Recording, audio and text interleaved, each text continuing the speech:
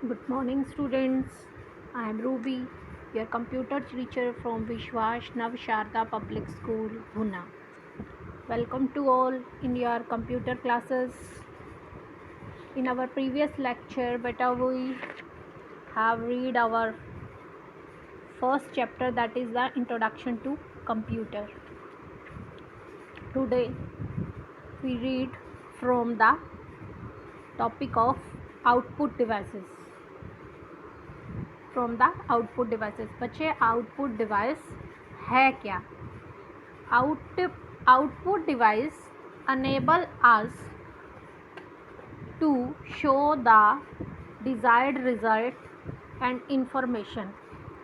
You already know about the most commonly used output devices like monitor, speaker and printer. Output devices क्या होते हैं? Output devices क्या करते हैं कि शो करते हैं डिज़ायर्ड रिज़ल्ट. डिज़ायर्ड रिज़ल्ट मतलब बेटा जैसे आपने जो भी प्रोसेसिंग दी है उसका रिज़ल्ट क्या आएगा, क्या इन्फॉर्मेशन शो करनी है, वो आपको देते हैं आउटपुट डिवाइस. जैसे आपके मॉनिटर के ऊपर आपकी आउटपुट आती है. मान लीजिए आपने 7 इंटू मल्टीप्लाई 3 किया, 21 आया. ये 21 कहाँ पर शो होगा? मॉनिटर के ऊपर. तो मॉनिटर ने आपको आउटपुट दी तो मॉनिटर क्या हुआ? आपका आउटपुट डिवाइस हुआ. ये रहा आपका मॉनिटर आउटपुट डिवाइस. स्पीकर है, जैसे आपने जो भी आपने माइक में बोला, स्पीकर के थ्रू आपको हायर आवाज़ में मिला, तो स्पीकर क्या हुआ? एक तरह का आउटपुट डिवाइस हुआ ना बेटा. अब आपने प्रिंटर्स है, आपको हार्ड कॉपी आउटपुट देता है, यानी कि आप जो भी राइट करते हो वो आपको पेज पे मिलता है, तो प्रिंटर एक आउटपुट डिवाइस हुआ. जो हम यूज़ करते हैं मेनली प्रिंटर वो होते हैं 3 टाइप के: dot matrix printer, inkjet printer और लेजर प्रिंटर.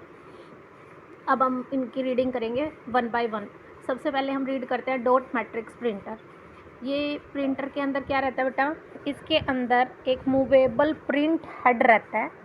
पिंस होती हैं जो स्ट्राइक करती हैं रिबन के साथ, और एक डॉट आ जाती है पेपर के ऊपर, जिसमें क्या होती है? इमेज बनती है उन डॉट्स के साथ और टेक्स्ट के ऊपर. जैसे बेटा आपका सिंपल टाइपराइटर रहता है ना, उसमें क्या होती है? अलग अलग पिंस लगी होती हैं, उनके ऊपर करेक्टर्स लगे होते हैं आगे प्लास्टिक की फॉर्म में ए. जैसे ए करेक्टर वाली अपन ने ए की दबाई, ए वाली उठी, रिबन के साथ अटैच की, एक पे इंक लगी और आपके पेपर के ऊपर वो क्या होगी? इंक स्प्रेड होगी. इसी तरह से प्रिंटर के ऊपर क्या रहता है? इसमें एक ड्रम रहता है, और पेपर जैसे ही फेड करते हैं तो टीनी डॉप्स होती हैं 100 ऑफ के अंदर, जो उसके अंदर मूव करके इससे हमारा टेक्स्ट जो होता है हमारे पेपर के ऊपर क्या हो जाता है? राइट होते हैं. ये जो प्रिंटर्स होते हैं ये एक्सपेंसिव नहीं होते, बहुत ज़्यादा चीप होते हैं, पर इनकी एक डिसएडवांटेजेस है कि ये नॉइज़ी होते हैं. नॉइज़ी मतलब बेटा इनका शोर बहुत होता है, शोर, आवाज़ बहुत आती है इनकी, और इनकी स्पीड भी बहुत कम होती है. स्पीड किसके अंदर होती है इनकी? CPS में. CPS मतलब करेक्टर पर सेकंड, यानी कि 1 सेकंड के अंदर ये कितने करेक्टर्स को प्रिंट कर सकता है. ये ऐसे स्पीड मेज़र करते हैं इसकी. जैसे वैसे स्पीड आप किस में मेज़र करते हो? किलोमीटर में. ऐसे ही जो प्रिंटर की स्पीड है वो किस में मेज़र होती है? CPS में. डॉट मैट्रिक्स प्रिंटर की स्पीड मेज़र होती है CPS में. अलग अलग प्रिंटर के लिए अलग अलग यूनिट है. नेक्स्ट है आपका इंकजेट प्रिंटर. प्रिंटर क्या करता है? ये वाला प्रिंटर क्या करता है? ये लेटर्स को और इमेजेस को पेपर के ऊपर पेस्ट करता है. कैसे? स्प्रे करके small C stream, quick drawing ink होती है, जो इंक बहुत जल्दी सूख जाती है, वो स्प्रे होती है. जैसे इंक ने स्प्रे किया ई की फॉर्म में तो ई बन गया, ए की फॉर्म में स्प्रे किया तो ए बन गया. ऐसे करके आपके करेक्टर्स जो हैं वो फॉर्म्ड हो जाते हैं. और इस प्रिंटर की स्पीड किस में मेज़र की जाती है? LBM में, लाइंस पर मिनट के अंदर. 1 मिनट्स के अंदर ये कितनी लाइंस को प्रिंट कर पाता है. थर्ड है आपका लेज़र प्रिंटर. ये प्रिंटर मोस्टली यूज़ रहता है. ये जो लेज़र प्रिंट टेक्नोलॉजी है ये यूज़ की जाती है इमेजेस को, पिक्चर्स को प्रिंट करने के लिए पेपर के ऊपर. ये बेस्ट क्वालिटी की आउटपुट देता है. ये ज़्यादा एक्सपेंसिव है, सबसे ज़्यादा एक्सपेंसिव तीनों में से यही है. और इसकी स्पीड किस में मेज़र करते हैं? PPM में, कि कितने पेज 1 मिनट के अंदर ये मतलब प्रिंट आउट में देगा. ये है आपका डॉट मैट्रिक्स प्रिंटर.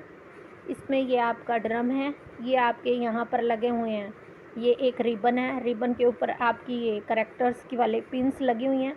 इस रिबन से अटैच होके पेपर पे आती हैं और आपका जो करेक्टर है वो प्रिंट हो जाता है।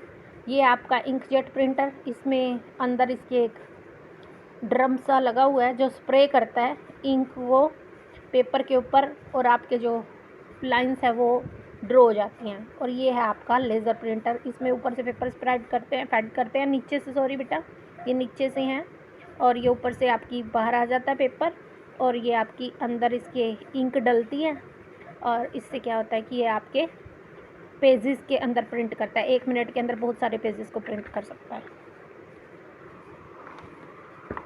आगे हम पढ़ेंगे कुछ अदर आउटपुट डिवाइसेस। उनमें से एक आउटपुट डिवाइस है हमारा प्लॉटर।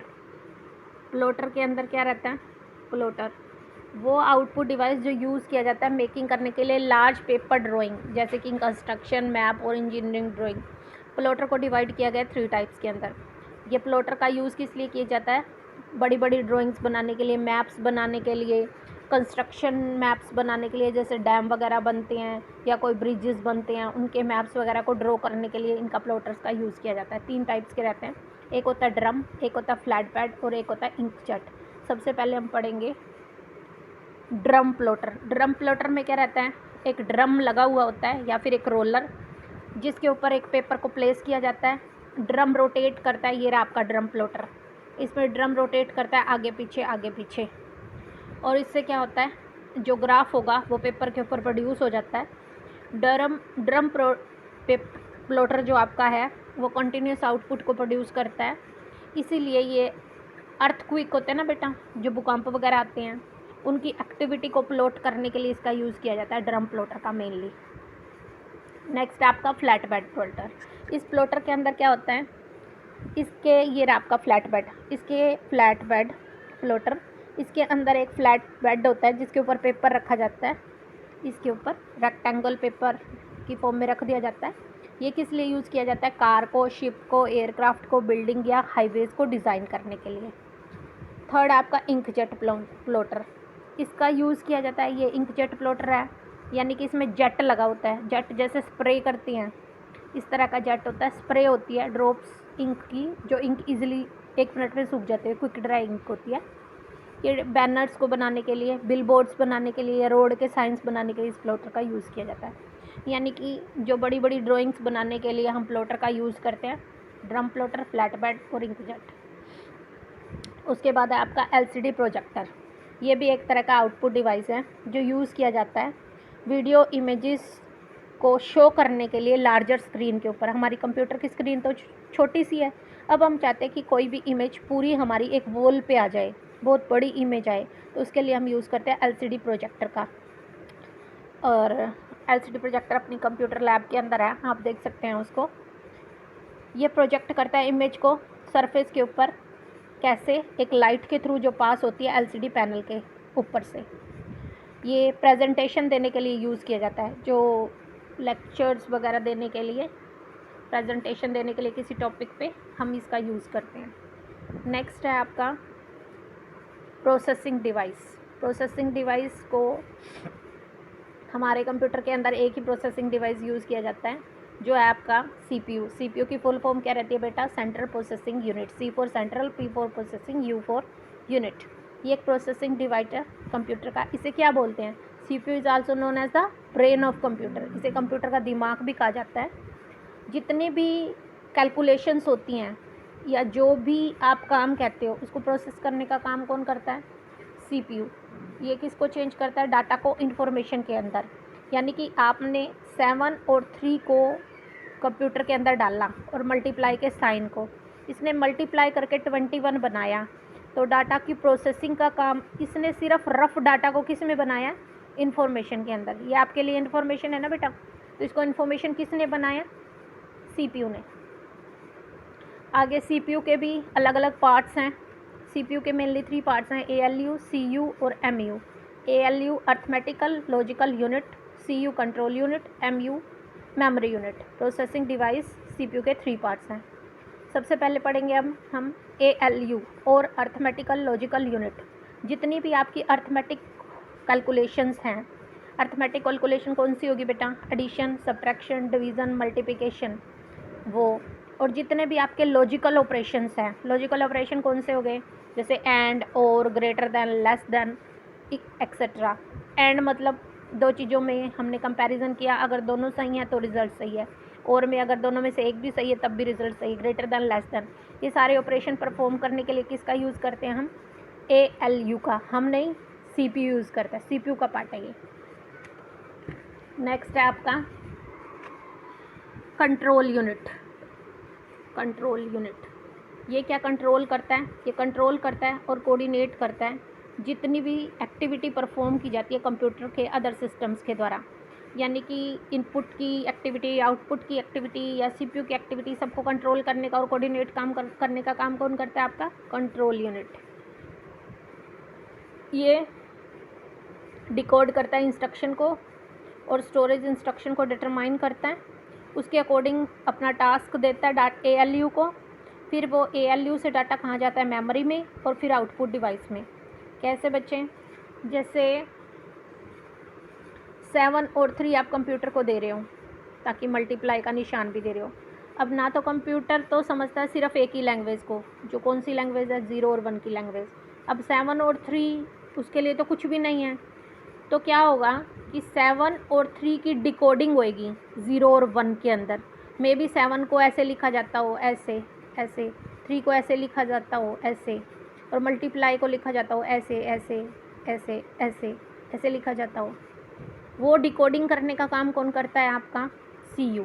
फिर वो किसको देगा, क्योंकि ये अर्थमेटिक ऑपरेशन है, मल्टीप्लिकेशन एक अर्थमेटिक ऑपरेशन है, किसको देगा, अर्थमेटिक और लॉजिकल यूनिट को। फिर अर्थमेटिक और लॉजिकल यूनिट ने प्रोसेसिंग कर दी, वो किसको देगा, मेमोरी के अंदर स्टोर हो जाएगा। स्टोर होने के बाद जब रिक्वायरमेंट होगी यूज़र को, कहाँ पे जाएगा वो, आउटपुट यूनिट को। जब यूज़र मांगेगा तो आउटपुट यूनिट को जाएगा। फिर आउटपुट, अब जो कैलकुलेशन आएगी वो भी 0 1 की फॉर्म में आएगी। अब उसको जिसे यूज़र समझ सके इंग्लिश टाइप लैंग्वेज में या नंबर्स में, कौन चेंज करेगा, वो भी CPU डिकोडिंग का काम करेगा, और 21 के अंदर चेंज करके वो क्या दे देगा, यूज़र को प्रोवाइड कर देगा। नेक्स्ट है आपका मेमोरी यूनिट। ये बहुत इंपॉर्टेंट पार्ट है कंप्यूटर सिस्टम का। मेमोरी यूनिट रिसीव करती है डाटा और होल्ड करती है डाटा को, और फिर डिलीवर करती है जैसे यूज़र को इंस्ट्रक्शन हो या फिर कंट्रोल यूनिट ने उसको इंस्ट्रक्शन दिया।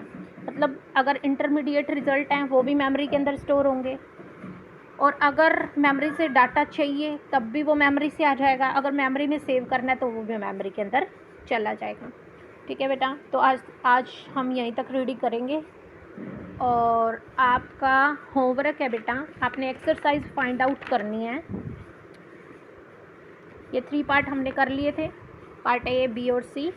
कल को आपको फाइंड आउट करने हैं क्वेश्चन पार्ट D, E के आपने आंसर्स फाइंड आउट करने हैं। ये वाला पार्ट D पार्ट और E पार्ट आपने फाइंड आउट करना है। ओके बेटा, thank you, have a nice day.